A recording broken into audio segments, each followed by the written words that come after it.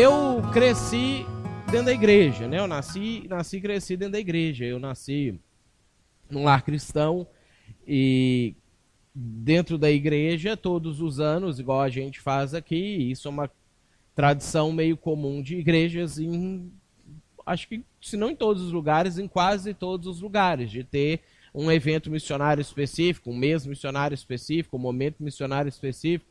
E na igreja que eu cresci, não era diferente. É uma igreja presbiteriana, lá na cidade de Belo Horizonte, uma igreja grande, uma igreja que sustentava muito, sustenta até hoje muitos missionários no campo missionário.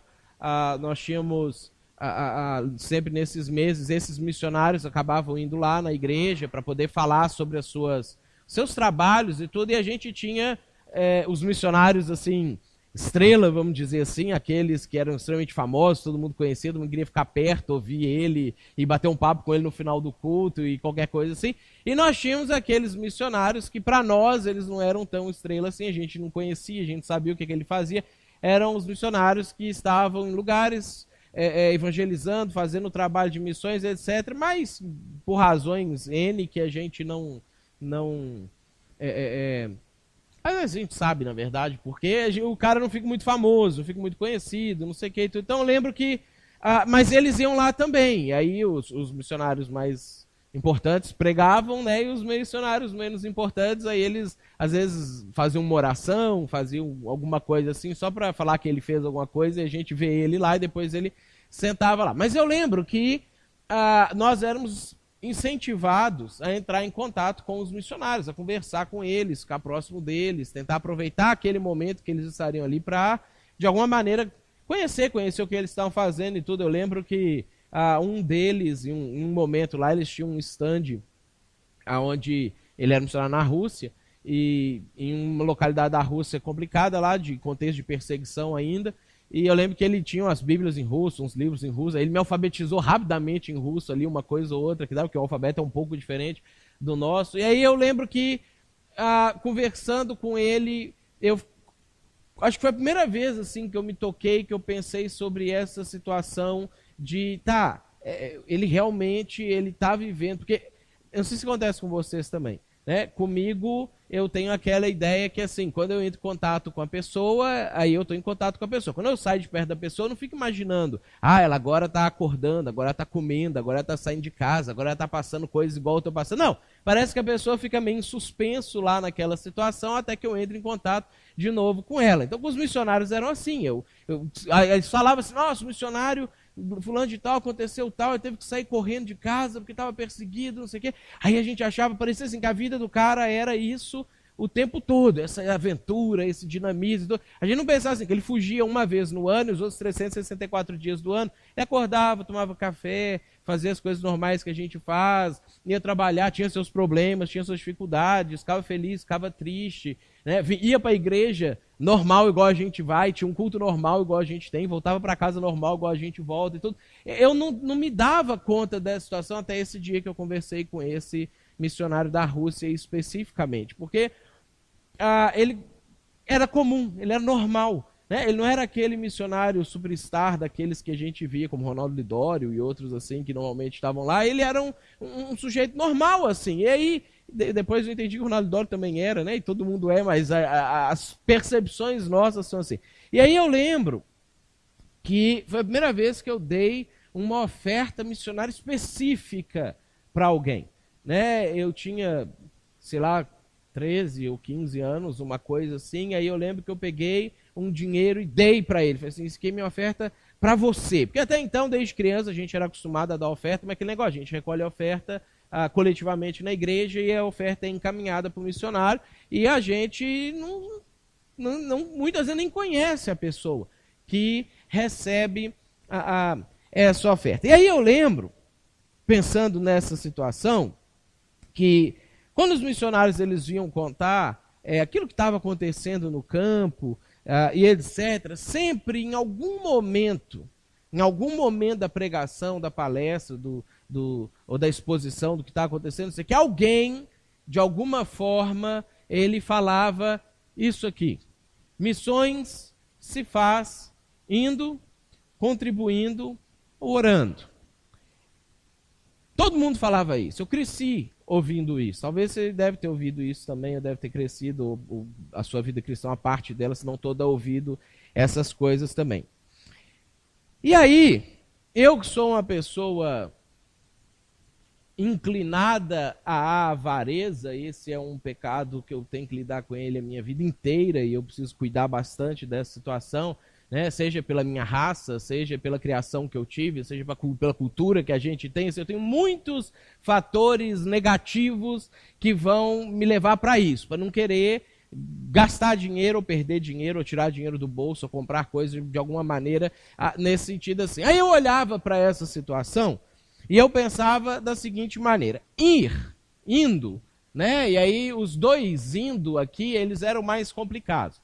Porque ir, eu pensava assim, dependendo para onde eu vou, eu posso ir para um lugar ruim, eu posso ir para um lugar que tem necessidade, fome, miséria, problemas e etc. Eu vou perder a possibilidade de ter um crescimento na minha vida, de estudar, ter um crescimento profissional, ter conforto, qualquer coisa assim. Então, ir não parecia ser uma boa ideia quando eu ouvia principalmente que nas pregações as mais legais são as pregações dos missionários mais aventureiros, né? O missionário que, tipo, o cara era missionário, né? Mas na Espanha, na Inglaterra, não sei o quê, ele não era muito legal de ouvir as histórias dele. A gente ainda ficava pensando assim, mas tem gente morrendo na África, você vai mandar missionário para a Europa? Aquele pensamento errado nosso, né? De que missões é assistência social, e a Europa está bem pior do que a África, em relação ao evangelho, mas a gente pensava isso ali, e eles não tinham assim muitas aventuras. O problema dele era, eu fui pregar e as pessoas não quiseram aceitar Jesus. Essa era a história dele,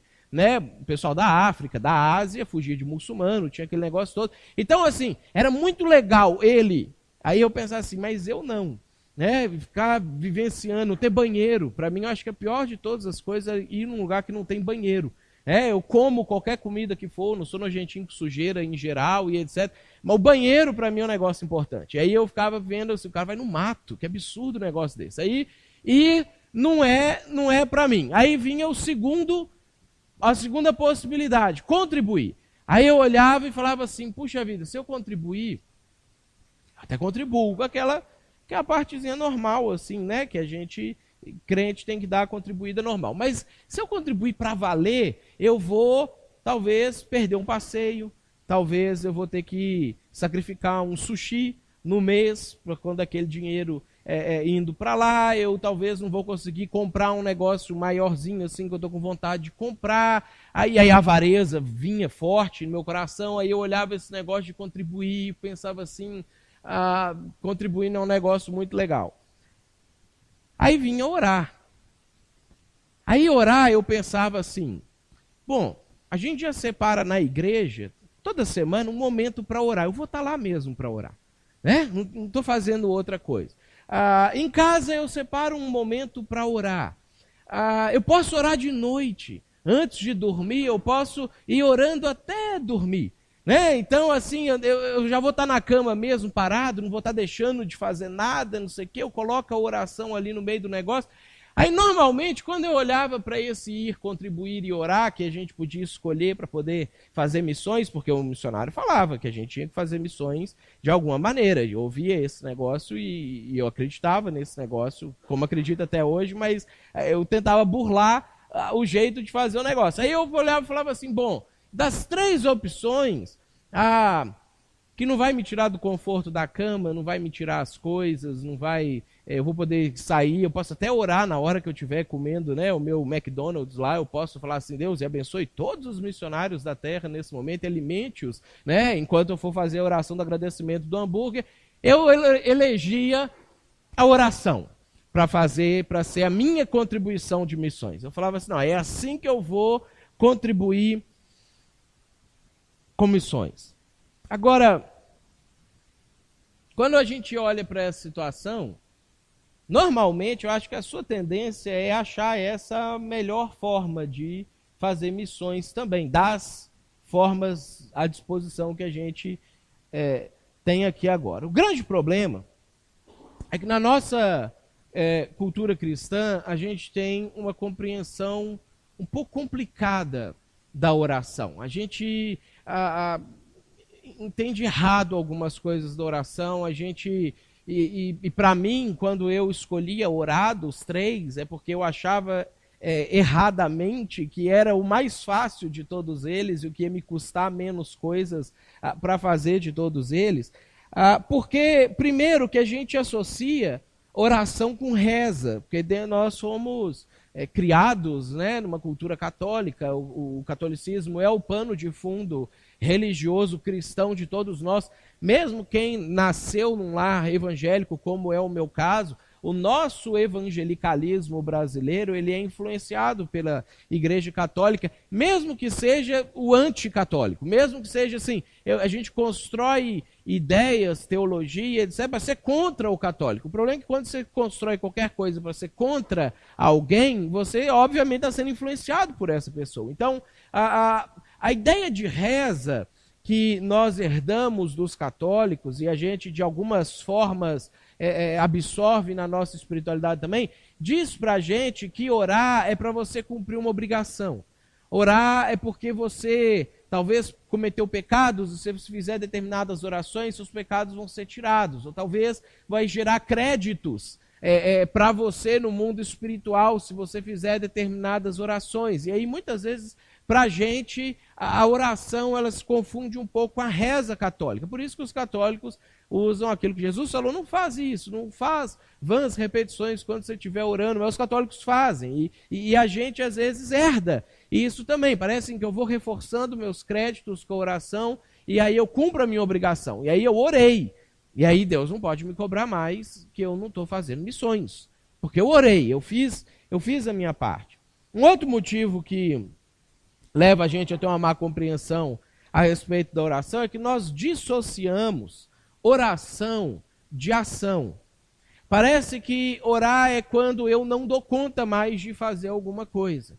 Então eu faço até aqui, a partir daqui eu não consigo, então eu oro para que Deus faça.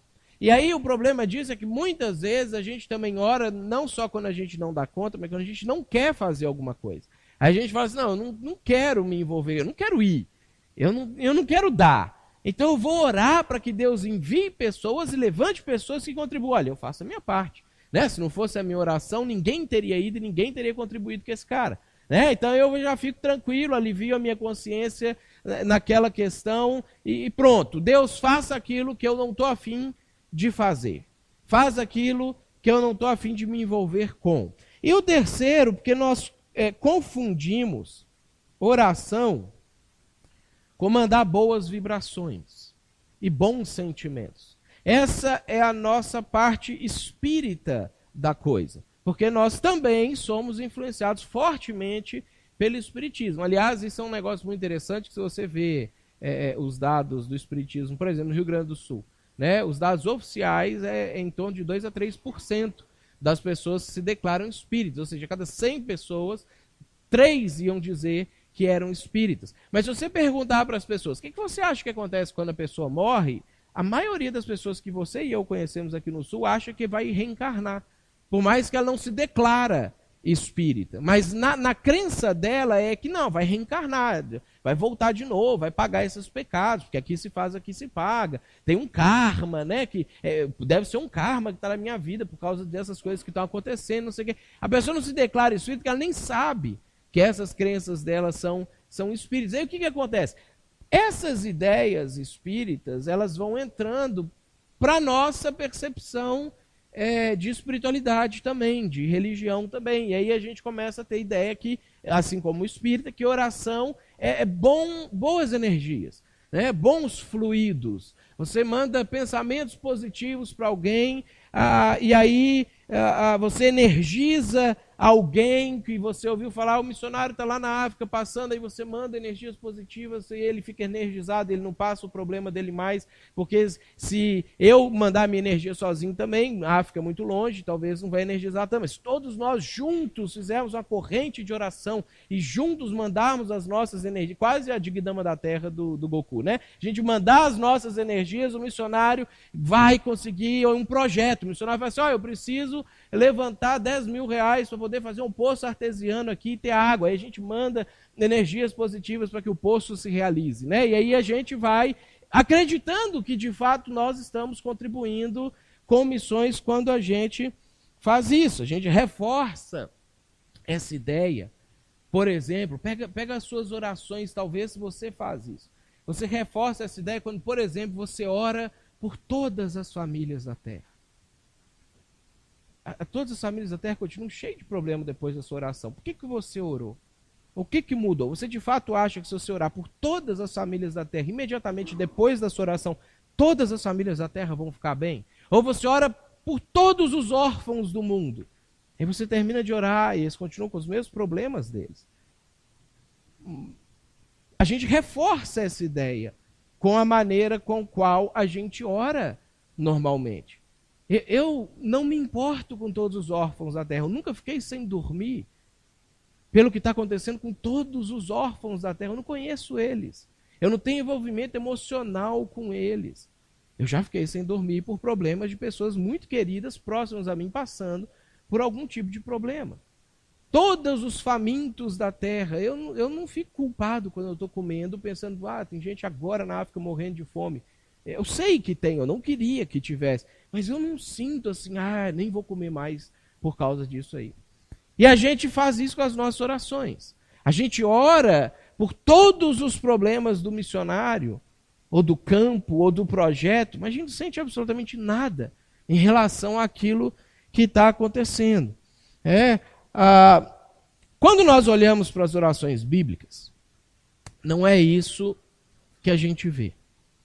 Quando a gente olha as orações bíblicas, nós encontramos um padrão. Eu acho que Jesus ele é o principal padrão, porque ele que melhor de todos vai ensinar a gente a orar, porque até Paulo falou que a gente não sabe orar como convém. Então Paulo dizia, eu às vezes falho nesse negócio de orar mesmo, eu às vezes piso na bola nesse negócio de orar, eu não entendo muito direito, e ainda bem que o Espírito Santo intercede por nós, e quando você ora por todos os missionários da terra, o Espírito Santo às vezes fala assim, essa oração aí vacalhada, mas eu vou explicar, Deus, ele quer que aquele sujeito ali vá evangelizar aquele índio lá, aí Deus vai lá e dá uma força, e levanta um sujeito, e ele vai evangelizar o índio lá, mas aí Jesus ensina a gente a orar. Jesus ele fala como que a oração deve ser, ele traz parâmetros, ele traz um padrão de coisas, porque a oração, ela não é para você mandar energia para o missionário. A oração é você conversando sobre Deus a respeito de um projeto.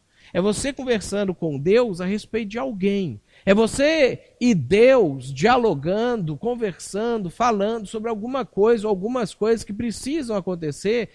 E quando a gente vê as orações de Jesus, a gente percebe isso. Por exemplo, Lucas é o principal livro que traz, o evangelho que traz para a gente as orações de Jesus. Tem várias orações de Jesus no evangelho de Lucas. Eu separei 3 aqui para a gente ver isso, mas depois você pode em casa, joga no Google lá que aparece orações de Jesus, aparece todas as orações de Jesus, todos os livros da Bíblia, você pode ler elas para você entender isso. Lá em Lucas 5, a gente tem uma dessas orações.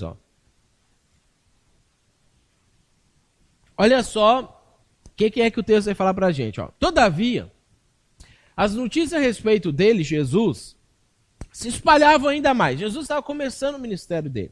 Ele tinha começado a fazer algumas coisas, curar algumas pessoas, pregar um pouco do evangelho para as pessoas, e aí um estava contando para o outro, e lá em Israel a coisa estava espalhando, estava reverberando, e aí as pessoas, parece que o Messias apareceu, tem um cara que parece um profeta, tem um cara que parece Jeremias, que reencarnou, tinha uns espíritas na época também, né? Tinha todas essas ideias, mas assim, as notícias se espalhavam ainda mais, de forma que multidões vinham para ouvi-lo e para serem curadas de suas doenças. Eles tinham uma coisa específica que eles queriam.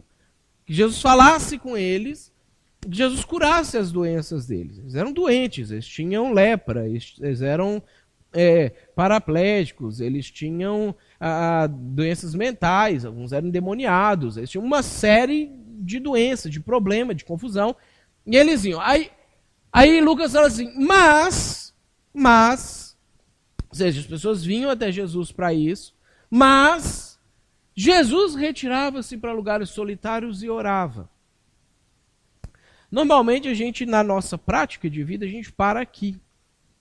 as multidões estão doentes, ou estão famintas, ou estão problemáticas, ou estão desnorteadas, ou estão sem saber o que fazer da vida, ou estão desgraças e catástrofes na vida e não sei o quê, e a notícia chega para você que está acontecendo, ou um desastre pessoal da vida de alguém chega para você que está acontecendo. Aí, dentro da contribuir e orar, você às vezes faz isso aqui. Eu vou orar por você. Vou orar pelo missionário, vou orar por todos os não cristãos do Senegal. Olha só o que o texto diz. Jesus retirava-se para lugares solitários e orava. Certo dia, quando ele ensinava, estavam sentados ali fariseus e mestres da lei, procedentes de todos os povoados da Galiléia, da Judéia e de Jerusalém, e o poder do Senhor estava com ele para curar os doentes. Olha só o que o Lucas fala para a gente. As pessoas vinham até Jesus para serem curadas. Eles pediam isso. Eles falavam, Jesus, eu quero que o Senhor me cure. Aí Jesus, ele via essa situação que era recorrente, era diária, semanal, mensal, isso foi acontecendo durante os 3 anos de ministério de Jesus. Ele sabia que essas coisas aconteciam. Ele sabia o que eram os problemas das pessoas, ele sabia onde as pessoas estavam, ele sabia o que estava acontecendo com elas. A Bíblia diz que Jesus, ele retirava-se para orar, e a forma que é construído aqui, mas Jesus retirava-se para lugares solitários e orava, é a ideia de que Jesus fazia isso normalmente, não foi que ele fez uma vez. Não é uma coisa pontual, é tipo assim, isso aqui é o hábito de Jesus. Por que Jesus orava? Para que o poder do Senhor estivesse com ele, para ele curar os doentes. Quando Jesus orava, ele orava assim, Pai, as pessoas doentes estão vindo aqui. E elas vão vir amanhã, porque elas vêm todos os dias. Me dá poder para eu curar essas pessoas. Porque quando Jesus estava vivendo aqui na terra, ele abriu mão de toda a sua divindade, todo o seu poder, toda a sua glória, todas as coisas. Paulo fala isso lá em Filipenses 2, a teologia, a coisa do kenosis, né? Ele se esvaziou completamente. E ele viveu exatamente como eu e você. Jesus não tinha de si próprio, assim como eu e você não temos hoje, capacidade de curar pessoas. Jesus, ele, nesse tempo que ele vive na terra, ele vive uma vida exatamente do jeito que eu e você podemos viver. Então o que ele fazia? Ele se retirava, ele falava, Deus, eles estão com problema, os problemas são esses, esses e esses, as coisas estão acontecendo constantemente, eles vão vir amanhã, eles vão vir semana que vem, eles vão vir mês que vem. Eu preciso curar eles. Eu preciso fazer alguma coisa. Eu preciso intervir. Eu preciso, de alguma forma, aliviar o sofrimento dessas pessoas. Me dá poder, que eu vou lá curar eles. Ele terminava de orar. As pessoas vinham, tanto fariseus como mestres da lei, gente de tudo quanto é canto, e ele curava os doentes.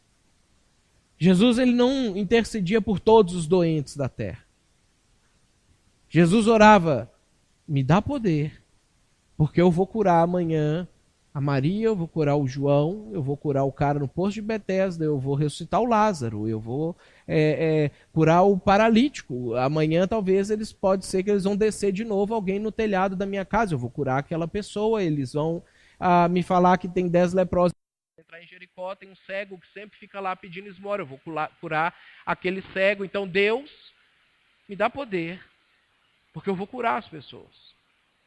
E aí Jesus saía da oração, e ele curava as pessoas. Olha só outro texto de Lucas que fala para a gente aqui no capítulo 6.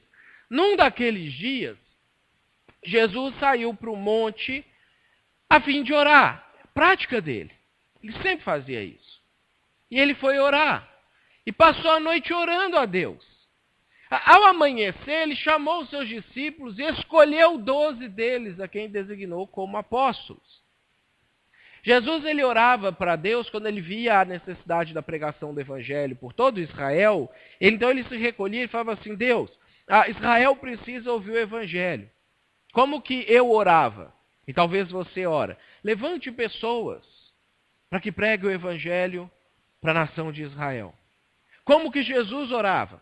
Amanhã de manhã, eu vou reunir as pessoas E eu vou escolher alguns deles com os quais eu vou caminhar por 3 anos, e eu vou ensinar, e eu vou derramar de mim sobre essas pessoas, para que eles se tornem os evangelistas de Israel. Me dá sabedoria para isso. Me mostra quem são essas pessoas. Deus, eu vou lá treinar essas pessoas para que eles preguem o evangelho. Me dá poder para isso. Me dá capacitação para isso. Me dá discernimento e direcionamento para isso. Outro exemplo de oração de Jesus. Certa vez, Jesus estava orando, em particular, de normal, é o que ele sempre fazia. E com ele estavam os seus discípulos. Então, lhes perguntou, quem as multidões dizem que sou? E aí a continuação do texto é o mesmo lá de Mateus 16, na perspectiva de Lucas. Eles estão falando aquilo lá, olha, uns estão dizendo que é uma pessoa, outros estão dizendo que é outra, não sei o quê. Ele pergunta quem que vocês dizem que eu sou. Ah, você é Jesus, o Filho de Deus, não sei o quê e tudo mais. Aí, depois que tem esse diálogo, olha o que Jesus fala. Isso aqui é ato contínuo a essa situação da oração. E disse, é necessário que o Filho do Homem sofra muitas coisas e seja rejeitado pelos líderes religiosos. Normalmente a gente ora para quê? Deus, não me deixa sofrer. Deus, afasta o sofrimento de mim. Deus, eu não posso passar por essa coisa. Ou Deus, tira o sofrimento do missionário. Jesus, depois de orar, ele fala assim, é necessário que eu sofra, seja rejeitado pelos religiosos, chefes sacerdotes, mestres da lei, seja morto e ressuscite no 3º dia. E Jesus dizia a todos, se alguém quiser acompanhar-me, negue-se a si mesmo, tome diariamente a sua cruz e siga-me. Olha só, por que Jesus orava? Jesus, ele precisava, assim como eu e você, e se você ler lá depois, devagarzinho, os primeiros versículos do Evangelho de João, você vai ver que Jesus precisava, como eu e você precisamos, entender qual era o próximo passo da missão dele. Quando Jesus estava aqui, ele não chegou assim, nasceu com todo o conhecimento de todas as coisas. Jesus nasceu sem saber falar, sem saber controlar o esfíncter, sem saber fazer as necessidades básicas humanas sozinho. Jesus nasceu assim, teve que aprender. Maria foi ensinando para ele uma coisa ou outra, um dia tirou a fralda de Jesus, ele aprendeu a segurar, ensinou ele a andar, ele parou de cair toda vez que tentava andar, e ele foi crescendo, aprendeu a falar, conseguia expressar as coisas falando. Assim. Um dia ele entendeu assim, eu sou diferente. Eu tenho um propósito diferente, eu tenho uma outra coisa para fazer. E aí ele foi fazendo, foi estudando, foi aprendendo, foi lendo a Bíblia. Assim. Igual a gente. E aí um dia ele tinha que começar o ministério dele, mas ele não sabia assim. Eu começo aonde? Eu faço o quê? Eu vou para onde? Vai durar quanto tempo? Ele sabia que um dia ia ter que morrer. Um dia ele descobriu isso. Você vai ter que morrer propositadamente. Você não vai morrer acidentalmente, você não vai morrer de velho, você vai ter que morrer de propósito. Mas pode ser com 30 anos, pode ser com 50 anos, pode ser com 90 anos. Ele não sabia quanto tempo ele ia ficar pregando, ele não sabia o que ia se desenvolver até o dia que ele morresse. Até que um dia, ele vai orar. E ele fala assim, pai, o que eu tenho que fazer agora? Aí o pai fala assim, agora você precisa ir para Jerusalém morrer. Mais ou menos da minha idade, né? Fiz a idade que isso aconteceu com Jesus, pelo menos dentro da tradição. Pensei que agora, beleza, se eu já morrer agora, tá beleza, já vivi o que Jesus viveu na terra, já deu para fazer as coisas. Jesus, ele acordou um dia, orou e descobriu isso. Jesus, agora é hora de ir para Jerusalém morrer. Aí o que Jesus faz? Ele sai do momento privado de oração dele, e aí ele se encontra com os discípulos e eles falam assim, vai acontecer isso, isso e isso. Quem vai comigo? Vamos junto? Todas as vezes que Jesus orava, ele orava para fazer alguma coisa. Jesus, ele não orava para que Deus fizesse com que outras pessoas fizessem. Toda vez que Jesus orava para fazer. Jesus orava para escolher gente para estar junto com ele, Jesus orava para curar as pessoas, Jesus orava para saber o que eu faço amanhã, o que eu faço nesse ano que se inicia, o que eu faço agora, qual é a próxima ação do meu ministério. E é muito interessante, porque a gente tem uma oração de Jesus, quando ele está no jardim do Getsemane, que a gente às vezes confunde ela como sendo uma oração onde Jesus estava querendo pedir para Deus fazer, para ele não fazer. E aí Jesus ele ora e ele fala assim: Pai, afasta de mim esse cálice, se dá, se é possível. Mas se não é possível, seja feita a tua vontade. Às vezes a nossa ênfase, quando a gente fala para Deus, seja feita a sua vontade, a nossa ênfase é assim: Deus, eu quero fazer que aconteça isso aqui. Que seja feita a sua vontade só porque eu aprendi a orar assim, mas eu não quero que seja feita a sua vontade, eu quero que seja feito isso aqui. O seja feita a sua vontade faz parte do amém, faz parte do em nome de Jesus, faz parte do soberano Deus eterno Pai. Todas aquelas frases prontas que a gente aprende a falar na oração, que parece assim, se você não colocar essas palavras, a oração não vale, né? Deus não vai escutar ela. Então, seja feita a tua vontade é uma dessas. Para Jesus, seja feita a tua vontade não era assim. Para Jesus, seja feita a tua vontade é assim: Deus, se dá, passa, mas assim, se a tua vontade é que eu passe, eu preciso que você me dá força, que você me ajude, que você me dê poder, que você me capacite, que você me oriente, que você de alguma forma faça algo comigo e por mim, porque eu vou levantar daqui e eu vou fazer. E é isso que o escritor de Hebreus percebe lá no capítulo 5, quando ele fala assim, ó: durante os seus dias de vida na terra, aqui agora é ele falando sobre Jesus. Durante os seus dias de vida na terra, Jesus ofereceu orações e súplicas, em alta voz e com lágrimas. Ele orava de tudo quanto é jeito, quietinho, alto, no quarto, no monte, no meio das pessoas. Às vezes ele chorava, às vezes era uma oração normal, às vezes suplicava, mas todas as formas. Ele oferecia orações e súplicas com lágrimas para aquela pessoa que o podia salvar da morte. Olha que interessante o que ele está falando. Ele orava para aquele que podia salvar ele da morte. E ele era ouvido por causa da sua reverente submissão. Então como é que por que ele morreu? Se ele orou para aquele que podia salvar ele da morte, e ele era ouvido, e a oração dele era atendida, por que ele morreu? Ele morreu porque, embora sendo filho, ele aprendeu a obedecer por meio daquilo que sofreu. E uma vez aperfeiçoado, tornou-se a fonte de eterna salvação para todos os que lhe obedecem. Porque quando Jesus ele orava, para aquele que podia salvar ele da morte, ele não orava: me salva da morte. Ele orava: me ajuda a entender que se for agora a hora de morrer, eu preciso de força para morrer. Me ajuda a entender que se agora for a hora de ir, eu tenho que ter compreensão, capacitação, força para ir. Me ajuda a entender que se agora for a hora de curar a pessoa, eu vou curar a pessoa. Se agora for a hora de contribuir, eu vou contribuir. Se é para ir, eu vou ir. Se é para ajudar, eu vou ajudar. Se é para fazer, eu vou fazer. Todas as orações de Jesus eram orações de envolvimento. Todas as orações de Jesus. Embora ele podia orar para alguém que podia fazer as coisas no lugar dele, que podia fazer as coisas ao invés dele, ele era ouvido porque ele orava para obedecer. Ele orava para fazer. Todas as orações. Nenhuma oração de Jesus era: Deus abençoa César lá no seu trono, se ele não podia ir lá falar com César naquele momento. As orações de Jesus eram por pessoas que estavam próximas a ele, do lado dele, presentes com ele, ou que de alguma maneira ele iria se envolver com aquelas pessoas. Inclusive, Jesus só ora na oração sacerdotal por nós. Ele só fala: eu não oro só por esses que estão aqui, mas eu oro por aqueles que vão crer depois deles, porque logo em seguida, em algum tempo, alguns dias depois, ele fala: eu estou com vocês todos os dias, até que esse negócio todo acabe.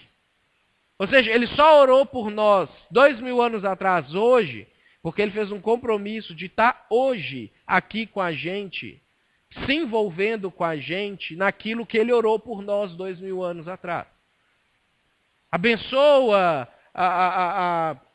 o Bruno, no ano 2017, porque em 2017 eu vou estar do lado do Bruno, me envolvendo com o Bruno, caminhando com o Bruno. Por isso que Jesus ora pelo Bruno 2000 anos atrás. Sempre a oração gerava envolvimento. Sempre a oração levava para a ação. A oração era: Deus, eu sou parceiro do Senhor nesse negócio. Deus, eu estou junto com o Senhor nesse negócio. Me ajuda a entender o que é que eu vou. Aonde, o que, quanto, como eu vou. Me dá poder porque eu vou. E tem coisa que se eu for sozinho eu faço errado. Então vai comigo porque eu vou. Se o Senhor não for comigo, vai dar errado porque eu vou. Não é vai porque eu não consigo. É eu vou e não consigo. Vai comigo para dar certo. E aí quando a gente olha para missões e a gente olha para a história da igreja, quando foi a vez dos discípulos de Jesus orarem, quando foi a vez deles fazerem missões e colocar isso em prática, a gente percebe que eles aprenderam com Jesus. E aí o texto de Atos 4, que nós vamos ler um pedaço maior para a gente entender isso aqui, ele mostra para a gente e traz para nós o parâmetro de uma vida de oração que nós precisamos ter para missões. Aqui eles estavam vivendo os seus primeiros momentos sem Jesus do lado deles, fisicamente, presencialmente. Eles estavam plantando a primeira igreja, eles estavam desenvolvendo algumas primeiras questões, trazendo algumas bases e fundamentos para a igreja, e eles estavam sendo perseguidos, eles estavam sendo presos por causa disso, eles eram açoitados. 3 capítulos depois aqui, um deles vai ser apedrejado, e aí Paulo, que era do mal nesse tempo aqui, vai matar outras pessoas e prender algumas outras pessoas até se converter. Esse é o contexto que eles estão vivendo. Eles não podiam falar assim: Deus, levante um missionário e pregue para Israel. Não tem missionário, só tem vocês. Né? Se fizer isso aí, não vai ter ninguém para ir. Então a oração deles era a oração de Jesus, era a oração que a gente precisa aprender a fazer. Quando eles foram soltos, eles tinham sido presos, interrogados, açoitados, aí soltaram eles. Pedro e João voltaram para os seus e contaram tudo que os chefes sacerdotes e líderes religiosos tinham dito. Eles tinham proibido, eles disseram assim: vocês não pregam mais, se vocês pregarem, nós vamos prender e vamos matar vocês. Não faz isso mais. Se você prometer que não vai fazer, a gente solta. A gente não pode prometer isso não, porque temos que obedecer a Deus e não aos homens. Aí um cara mais sábio lá, assim, que eu acho que acreditava em Jesus, mas não queria perder o status dele, que era o Gamaliel, falou assim: não, vamos soltar. Se não for de Deus, não vai dar em nada. Se for de Deus, vai dar alguma coisa, a gente vai estar lutando contra. Vamos soltar. Aí eles soltaram. Nessa situação, eles contaram para eles isso. Quando os outros ouviram, a igreja ouviu, levantaram juntos a voz a Deus, dizendo, e aí a gente tem a oração da igreja. Olha a oração deles. Ó soberano, tu fizeste o céu, a terra, o mar e tudo que neles há. Tu falaste pelo Espírito Santo por boca do teu servo, nosso pai Davi. E aí ele cita um texto da Bíblia. Porque se enfureceram as nações, os povos conspirirão. Ou seja, olha só uma coisa interessante. Eles estão dialogando com Deus. Eles ouviram Deus para falar isso aqui com Deus. Porque isso aqui eles estão falando assim: Senhor, você falou, a gente ouviu, e agora a gente está falando com o Senhor. Então, oração para eles era diálogo, não era monólogo. Oração para eles é: estamos falando, estamos conversando, estamos entendendo as coisas junto. Então, Deus, o Senhor falou isso. Por que se enfureceram as nações, os povos conspiram, os reis da terra se levantam, os governantes se reúnem contra o Senhor e contra o seu ungido, que era Jesus, profetizado já. De fato, Deus, isso que o Senhor falou está acontecendo. Herodes e o Pôncio Pilatos se reuniram com os gentios, com gente de Israel. Ou seja, eles são inimigos, mas eles se juntaram para fazer isso. É bem isso que o Senhor falou. Eles se reuniram nessa cidade para conspirar contra o teu santo servo Jesus, a quem ungiste. E mataram ele. Né? E fizeram o que o teu poder, a tua vontade haviam decidido de antemão que acontecesse. Fizeram. Aconteceu, o Senhor falou, a gente ouviu, a gente entendeu, aconteceu. Só que agora está acontecendo com a gente. Agora eles estão prendendo a gente, vão começar a matar a gente daqui a pouco também. Não vai ficar só em Jesus.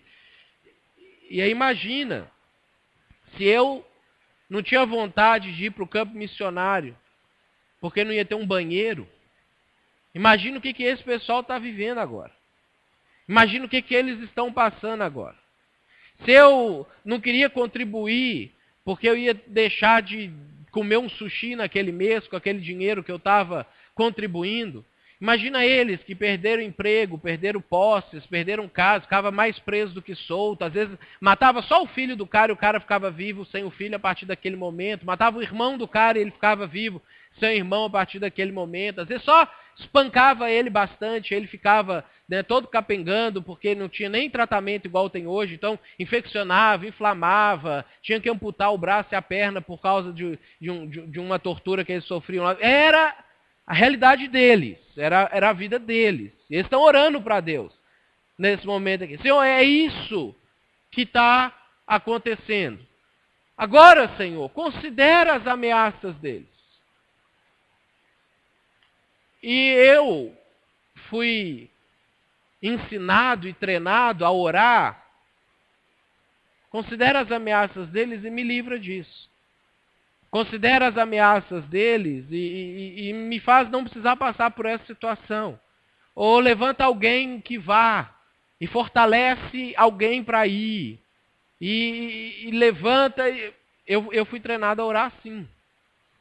Eles oravam assim. Considera essa situação toda e capacita os teus servos para anunciarem a tua palavra corajosamente. Porque a gente vai. Eles falaram tudo isso, ameaçaram, já estão cumprindo, porque Pedro e João acabaram de ser soltos de uma circunstância dessa, mas a gente vai. Agora, se o Senhor não for com a gente, eles vão matar a gente e vai morrer todo mundo e acabou. Né? O evangelho não vai espalhar para o mundo inteiro como o Senhor quer que aconteça. Porque a gente vai. Mas vai com a gente. Estende a tua mão para curar, para realizar sinais e maravilhas, porque é o único jeito das pessoas continuarem aceitando a Jesus nesse contexto aqui. Porque se eu chegar para eles e falar assim, olha, aceita Jesus, você vai ser perseguido, você vai ter um monte de problemas, você vai perder seu emprego, você vai ficar pobre, eles vão confiscar seus bens, talvez eles vão até matar. Nesse momento, só dá para pregar para o cego mendigo da frente lá do templo. Só ele vai aceitar. Porque se eu falar com ele, ó, vai acontecer isso tudo, mas eu posso curar a sua visão agora, ele falar, tô dentro. Né? Eu não tenho nada para perder mesmo. Eu só ganho nesse negócio. O aleijado lá que fica mendigando também. Porque assim, se me matar já está beleza, porque essa vida está ruim mesmo. Mas se confiscar meus bens, eu não tenho nada. Se me prender, tanto faz. Eu pelo menos tenho comida garantida lá na cadeia. Agora ele tem a possibilidade deles não me pegarem e ser curado. Aí eles falam com Deus. Deus, é só assim que vai dar para pregar agora. É só desse jeito que eles vão converter. Porque se a gente chegar para o Gamaliel e falar com ele, aceita Jesus que você vai perder tudo, ele vai falar, bem, não é legal essa aí. Né? Tô bem, eu sou o cara dos caras aqui agora. Eu tenho dinheiro para ficar bem o resto da vida. A coisa está muito bacana. Então, Deus, estende a tua mão para curar e realizar sinais e maravilhas por meio do nome do teu santo servo Jesus. Aí eles terminam de orar. Deus dá um sinal de que estamos juntos. Tremeu o lugar que eles estavam reunidos. Todos ficaram cheios do Espírito Santo. Poder. Eu estou junto com você, eu estou dentro de você. Para isso aí. E anunciavam corajosamente a palavra de Deus. Eles oraram e foram fazer. Aprenderam com Jesus. E olha como é que o texto continua. Da multidão dos que creram, porque as pessoas aceitaram Jesus, né? Por conta de todas essas circunstâncias, as pessoas começaram a converter. E da multidão dos que creram, uma era a mente e o coração. Ninguém considerava unicamente sua coisa alguma que possuísse, mas compartilhavam tudo que tinham. Sabe por que eu tinha dificuldade de dar minha oferta missionária no mês de missões da igreja? Porque era o meu dinheiro. Era o meu jantar que eu ia ficar sem. Era o meu jogo de videogame que eu ia ter que deixar de comprar aquele mês para mandar aquela oferta. Era meu. Mas aí quando eles oraram, eles entenderam que nada era deles. Eles entenderam, não é meu. Não fui eu que consegui, Deus que me deu. Deus me deu saúde, capacidade para trabalhar, inteligência para adquirir. Me deu inteligência para eu não gastar mais do que ganhei. Aí eu fui meio burro, gastei mais que ganhei, mas aí fiquei mais inteligente e consegui organizar de novo e deu certo. Deus que permitiu que isso tudo acontecesse. Com grande poder, os apóstolos continuavam a testemunhar da ressurreição do Senhor Jesus. E grandiosa graça estava sobre todos eles. Olha só que interessante essa parte. Não havia pessoas necessitadas entre eles, pois os que possuíam terras ou casas oravam, e Deus abençoava e sustentava todos os pobres da face da terra. Isso é como a gente quer que seja. Só que a Lucas sabia que isso não funciona. Porque se a gente que possui terras e casas, a gente orar, Deus não vai abençoar e sustentar todos os pobres da face da terra. Isso aqui sou eu. Eu escreveria o texto assim para eu poder continuar com as minhas coisas. Mas eles, o texto original, diz que os que possuíam terras ou casas as vendiam e traziam dinheiro da venda e colocavam aos pés dos apóstolos, que o distribuía segundo a necessidade de cada um. Esse é o texto original. Isso é ruim. Bom era do outro jeito. Né? Pudesse só orar para Deus abençoar, melhor coisa. Era assim que eu concebia missões. Vou orar. Porque aí pode ser difícil, dar é ruim. Vou orar. Mas quando eles oravam, eles não oravam, Deus abençoa todos os pobres da terra. Quando eles oravam, eles vendiam as coisas, eles davam as coisas. E aí, todos os pobres da terra eram abençoados. Todos os pobres da terra deles, pelo menos. Ou do círculo de abrangência deles, eram abençoados. Porque quando eles oravam, eles entendiam o que Deus queria que fosse feito. E eles iam lá e faziam. Quando eles oravam, eles falavam assim, Deus, eu vou dar. Faça com que isso mude a vida dessa pessoa. Deus, eu vou dar. Me sustenta para eu não passar necessidade. Porque eu vou dar. E se o Senhor não me sustentar, eu vou passar necessidade. Porque eu vou dar. Porque eu vou fazer. Porque eu vou me envolver. Se o Senhor não ficar comigo, vai dar problema.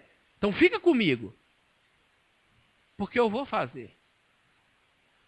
José, um levita de Chipre, a quem os apóstolos deram o nome de Barnabé, que significa encorajador, vendeu um campo que possuía, trouxe o dinheiro e colocou aos pés dos apóstolos. E a Bíblia diz que esse José, o Barnabé, ele era um homem de oração. A Bíblia fala sobre ele uma das coisas que eu acho mais bonitas que alguém pode escutar. A Bíblia fala que ele era um homem bom. Ele era um homem bom. Mas ele era bom, o texto continua, porque ele era piedoso. E piedade na Bíblia não é ter pena e ajudar. Piedade vem de pio, que é o oposto de ímpio. Piedade, ser piedoso, ser pio, é ser uma pessoa que ora, entende a vontade de Deus e vive ela. Isso é piedade na Bíblia.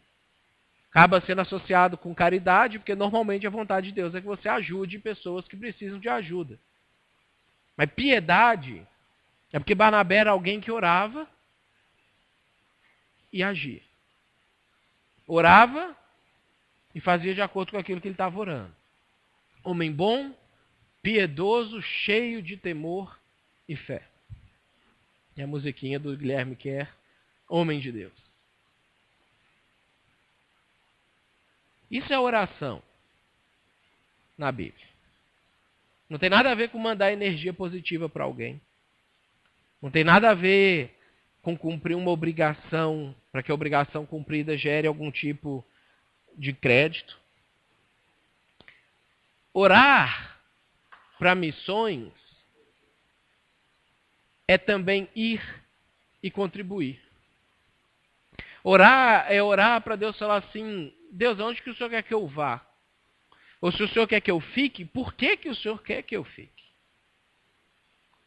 Deus, o Senhor quer que eu vá para outro país ou o Senhor quer que eu vá só para outro bairro agora? Aonde que o Senhor quer que eu esteja amanhã? Orar por missões é quanto o Senhor quer que eu separe esse mês para que eu contribua, para que a coisa aconteça. Ah, Deus, qual é o missionário que o Senhor quer que eu me envolva pessoalmente com ele, que eu contribua com ele, que eu ore por ele, com ele, que eu escreva para ele, que eu encoraje ele. Porque essas ações, elas são ações encorajadoras, às vezes para o sujeito que está sozinho, que está lá num outro lugar, que não é perto da família dele, não é perto das pessoas que conhecem ele, que está em momentos hostis, situações hostis. Isso são coisas encorajadoras. Isso que o Barnabé fez, encorajou, porque o pessoal começou a fazer. O negócio foi tão forte quando o Barnabé fez, que no capítulo 5 diz que até gente que nem era crente, que era Ananias e Safira, falaram: a gente vai ter que dar também. Porque como é que a gente fica aqui sem dar agora? Foi tão encorajador que Ananias e Safira falaram assim: não, vamos vender o nosso também. A gente guarda metade e dá metade. Até quem não tinha o menor temor a Deus deu. Por causa do Barnabé. E para a pessoa que recebe é encorajador. A pessoa fala assim: puxa, tem gente comigo. Tem gente investindo em mim, tem gente apostando em mim, tem gente que está junto nesse negócio. Vale a pena fazer um esforço a mais, tentar um pouco mais, ir um pouco mais além, ficar mais um ano, pregar para mais umas pessoas e não sei o que, não sei o que. Oração por missões é para a gente entender qual é o nosso papel nisso tudo. E nosso papel pode ser um hoje, pode ser um ano que vem, pode ser um daqui a 5 anos, pode ser um daqui a 10 anos, vai atualizando, igual Jesus orando lá. Deus ia atualizando Jesus. Agora vai para Samaria. Agora é festa, transforma água em vinho e fique feliz. Agora é cruz, vai para Jerusalém e morra. E Jesus estava ali, Deus atualizando ele o tempo inteiro. Tem dia que Deus vai falar para a gente: agora é bacana o negócio, seja feliz. E aí tem dia que Deus vai falar: agora é triste o negócio, sofra. E a gente vai entendendo e vai fazendo. Orar por missões é entender onde, como, com quanto e com quem eu vou me comprometer agora. Ou vou continuar me comprometendo. Ou vou melhorar o meu comprometimento. Ou vou direcionar o meu comprometimento. Aonde eu vou agir? Orar por missões é perguntar a Deus: o que eu faço agora? E às vezes é falar assim: Deus, eu já identifiquei o problema. Eu vou lá, vamos comigo? Porque se o Senhor não for, vou me dar mal. Porque eu vou. Porque tem um problema. E eu sei o que é. A Bíblia diz que aquele que sabe que tem que fazer o bem e não faz, peca. Então, se eu descubro que uma coisa precisa ser feita, eu preciso fazer. Aí eu oro: Deus, vão comigo? Porque eu vou. Deus, eu vou lá conversar com a pessoa que está passando por um problema, passando por uma situação. Vão comigo, que eu preciso ter as palavras certas ali para direcionar, para ajudar. Porque eu vou. Se o senhor não for, eu vou falar bobagem e a vida da pessoa vai piorar. Mas se você for comigo, as coisas vão dar certo, porque eu vou. Orar é envolvimento. Orar não é terceirizar. Você ora porque você está fazendo junto com Deus. Você ora porque você é parceiro de Deus nisso. E às vezes você é parceiro de Deus aqui, e às vezes você é parceiro de Deus lá. E não é ou aqui ou lá, é aqui e lá. É por isso que Deus não manda a gente ir para todos os lugares, Ele manda a gente ir para um lugar. Mas Ele fala, enquanto você está aqui nesse lugar, contribua com alguém que está em outro lugar que você não pode estar, porque você não é onipresente. Então, você ajuda o cara lá, e você faz aqui, e eu abençoo você, eu abençoo ele. E o evangelho vai indo, e o reino vai espalhando. E as pessoas vão ouvindo a mensagem, as pessoas vão conhecendo Jesus, e a vida das pessoas vai mudando. E a gente precisa descobrir quem são os nossos paraplégicos, os nossos cegos, os nossos coxos de hoje. Quem são as pessoas que a gente precisa ir até elas e falar assim, Deus, ela está com um problema e eu vou lá ajudar, vai comigo para que de fato a ajuda aconteça. Porque senão eu vou chegar lá e ele vai continuar cego, ele vai continuar aleijado, a coisa vai continuar não acontecendo. Não ore por todos os missionários. Ore por um missionário. Escolhe uma pessoa. A gente nos grupos caseiros vai ter, ao longo desse mês, dentro dos nossos assuntos sobre missões, a gente vai receber, se você não vai em nenhum grupo caseiro, você pode pegar no próximo domingo com a Abigail, detalhes sobre missionários que hoje nós temos Paraguai, Sertão Nordestino, Senegal, Índia, lugares, que estão em alguns lugares, fazendo coisas que talvez Deus não vai chamar você para fazer, vários deles com certeza Deus não vai chamar você para fazer, que Ele não vai chamar a gente para ir para tudo quanto é canto, cada um vai para um, mas eu queria que você escolhesse um missionário, e que você começasse a orar por ele, do jeito de Jesus, não do meu jeito, não do jeito que eu fazia, não do jeito que eu queria que o versículo terminasse ali. Oro e Deus abençoa. Não, você vai entrar em contato com ele, ligar para ele, mandar um e-mail para ele, um WhatsApp, um Messenger, qualquer coisa. Você vai falar assim, olha, eu escolhi você, porque eu vou orar por você a partir de agora. Como que eu posso te ajudar? Às vezes, manda um dinheiro para ele. Às vezes, compra um livro para ele.